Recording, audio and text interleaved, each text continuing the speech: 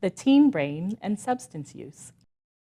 The teen brain is similar actually to the early childhood brain, right? In that there's a lot of neuronal proliferation and then pruning that goes on in adolescence. So there's something called synaptic refinement, right? We have the synapses in our brain.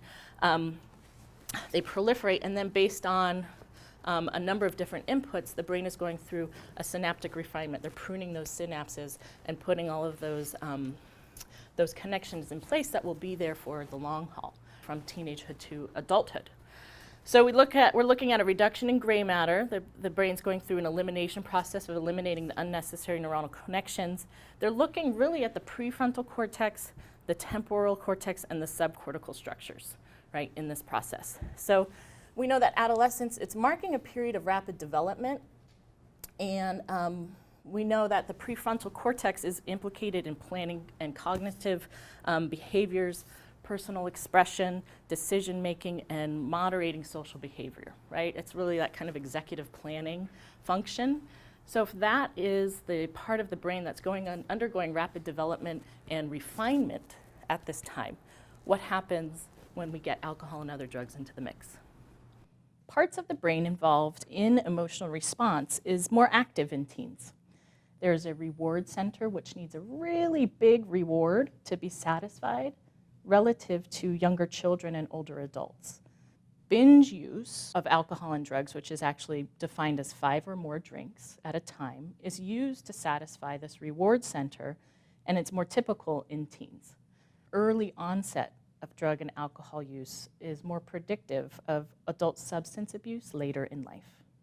The other thing that's going on in the teen brain is this increased myelination, right? So we have improved integrity of the white matter fibers.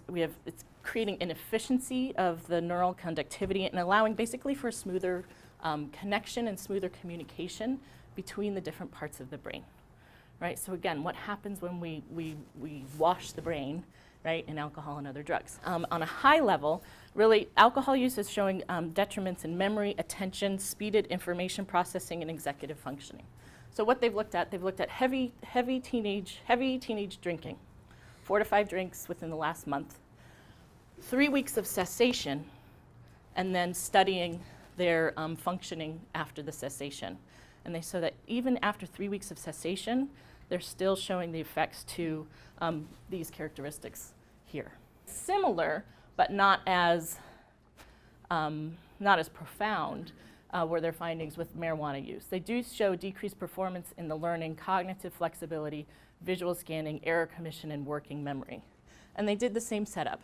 For folks who are using marijuana, I think it's like 5 days out of the last 30, and have a 3-week cessation and a retest, they're showing that these are the effects that the substance use may be having. And so that's really the context that we're looking at this alcohol and drug use in teens in, right? Is in the rapid increase in use over time between 9th and 12th grade. 50% of kids are using alcohol and other drugs, right? The per frequency of use. And then in the context of the teenage brain, this is going to have potentially lifetime effects, right? So how do we grab them?